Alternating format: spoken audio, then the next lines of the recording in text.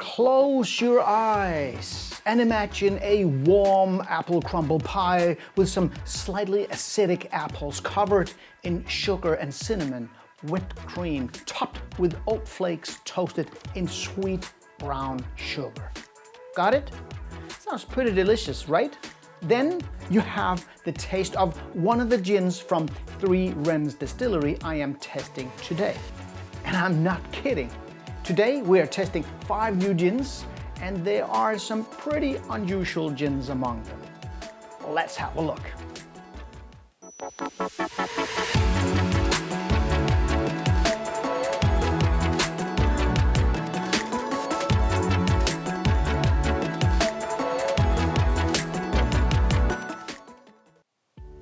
Hi guys, or should I say hello or tally-ho, and welcome to this episode of High on Gin. This time I want to take a closer look at the fairly new English distillery that started in 2019. But before you think, oh no, another distillery, Nick Wadeson and his Three Wrens Distillery is not your everyday gin project. He obviously has a very good sense or nose, of thinking, pairing, experimenting, and getting an extraordinary results out of everything. Even for gin lovers that has tasted many gins over the years, as I have. So let's take a closer look at his work so far here. As far as I know, he has made 7 different gins. I went to the Danish website gins.dk and I got 5 of them that are available right now.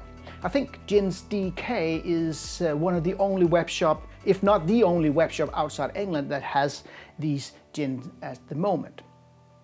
And I will take you through each of the 5 gins here, and I will rank them from number 5 to number 1. So stay watching through the entire episode. I promise you it will be worth it.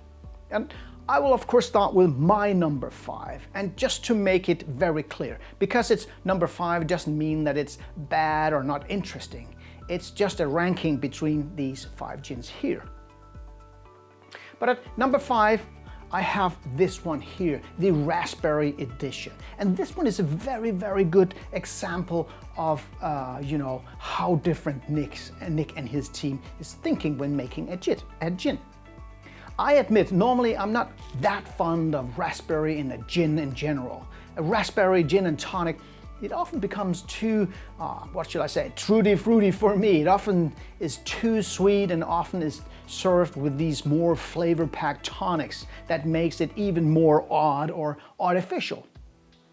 But instead of making a raspberry gin, like light and sweet like many others, and thereby, in my mind, making it even more synthetic, Nick has gone the completely other way to give it more depth and character. And he has done that by letting the gin rest in old barrels that had been used to age balsamic vinegar from Modena in Italy. And he didn't want a balsamic vinegar gin, but wanted something to complement the raspberry. And I must admit, it really does give the gin so much more character. And look at this color here. Wow, no artificial coloring here. This is all natural ingredients from, the botanicals and the barrel. When we smell it, wow. You find this raspberry very fragrant. But there are these, you can smell the barrels. They're adding this extra layer that gives the gin a touch. It's almost like they have used black currants in this gin as well. I know that they haven't, but it smells like that. The vinegar barrels adds this acidity to the raspberry. It gives an extra kick to it, but it also gives the smell kind of a rounded touch.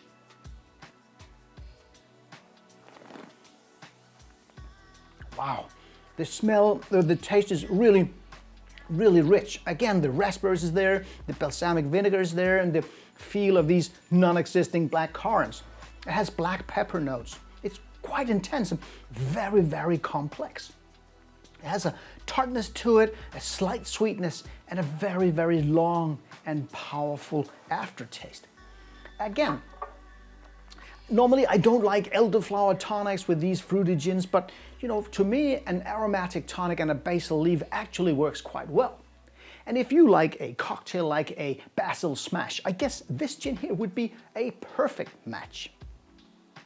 So at number 4, I have the Rhubarb Gin. Three Wrens has used ingredients like juniper, angelica, local Cheshire rhubarbs, cassia, cinnamon, sweet orange peels, and fresh ginger. And again, I would say normally I'm not a great fan of these gins because you know many of them becomes, well, quite strange to me. You know, a bit synthetic, and it doesn't really make a really good gin and tonic to me. But this one here, I must admit, it actually seems like it's much more natural, if that makes sense. And the reason for that may just be because the rhubarb is sous vide with vanilla pots for 8 hours before it's then macerated in spirits for 48 hours until it is distilled. And you know, I've said that before, you know, temperature makes a huge difference when it comes to the end results when working with botanicals. And you know, by lowering temperature to get these flavors out just seems just right.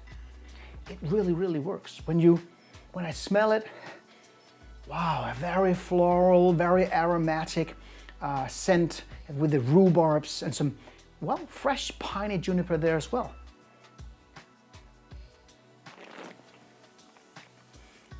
Wow. The taste is dominated by the rhubarb, but also the ginger and the alcohol that gives this gin a more, you know, spicy feel. It's still very aromatic, very flowery, almost like they have added a few rose petals to the gin. They haven't, but it's almost that feeling I get. It's definitely the vanilla combined with the other botanicals that gives me this rose petal kind of feeling, but it's still very clear and very crisp.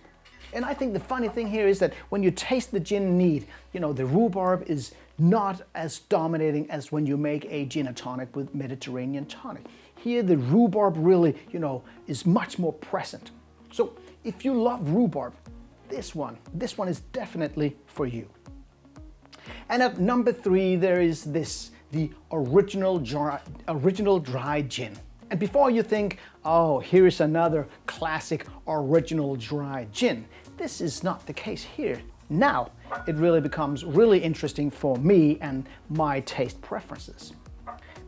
There are 13 botanicals used in this gin here, and that includes the homegrown noble fir, magnolia, apple mint, lemon balm, and angelica. And there are other botanicals like juniper, of course, and then saffron and vanilla. Wow. You feel the spiciness from the saffron and the light sweetness from the vanilla, but it's not really sweet. You get this touch of the finest citrus notes and a very clear alcohol feel that is, you know, it's always good when you make a classic gin and tonic with an Indian tonic. I think this is very, very well balanced. It's a classic gin, but it's with these subtle notes that really intrigues me. It is much more interesting than the name may suggest, if you know what I mean. Super, super well done. And now we come to number 2 on my list. And, you know, it becomes more unusual and even more interesting. This one is with Bison Grass in it. Yes, every single bottle has a little straw of Bison Grass in it. Let me see if I can get this one out here so you see what I mean. Here we go.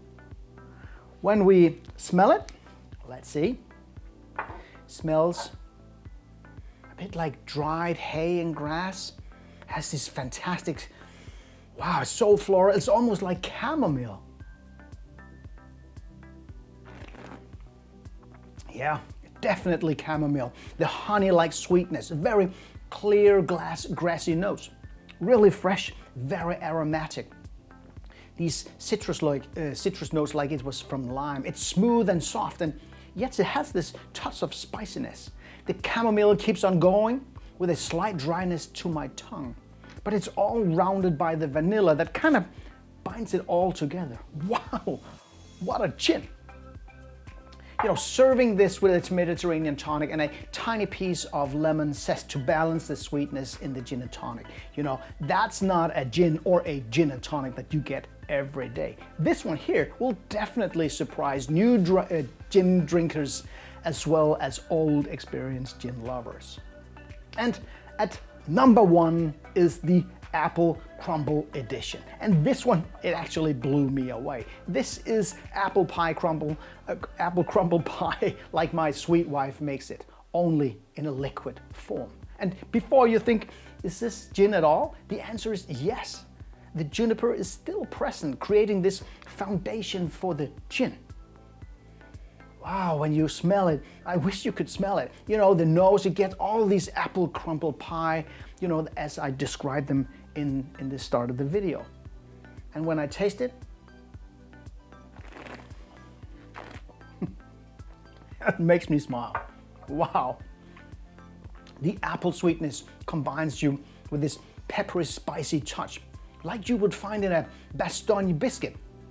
The juniper and the alcohol is there, making sure that it doesn't get too sweet, but stay, you know, very, very focused and clear, you know, to make sure that it's still a gin. This one, it's so funny. You know, it's so well executed. It's distilled with juniper toasted oats that has been macerating in alcohol overnight before distilled. It has local Cheshire apples, cinnamon, demerara sugar, and orange peel. The combination of these ingredients gives the gin a depth. You know, it almost tastes like, well, a bit of a kind of a sweet, ripe plums in some way. Some serve this again with an elderflower tonic, and that's not for me. But again, I think a Mediterranean tonic that lets the gin speaks out a bit more and still have some sweetness to it. And garnish the gin and tonic with a slice of fresh apple. Oh yes, I say. And just for the record, you know, the flavors in any of these gins are not the result of adding any artificial ingredients at all. Every little detail is carefully planned, tested, and perfected. And I think that's one of the secrets behind this amazing series of gin. It's not the distillation process that is the hardest part for these guys, I think. I think it's the preparations. They seem to seek, test, and try again and again and again. It seems like they're going to any length to get just the right results that they're looking for with each ingredient.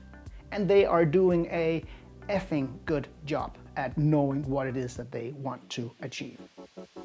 So guys, there you have it, my full recommendation on trying these Three Wrens Distillery series of gin, and which gin I would order first. Let me know what you think of these types of gins, and if you have tried any of them. I would love to hear from you. And of course, as always, remember to hit that like and that subscribe button to stay in touch. Until next time.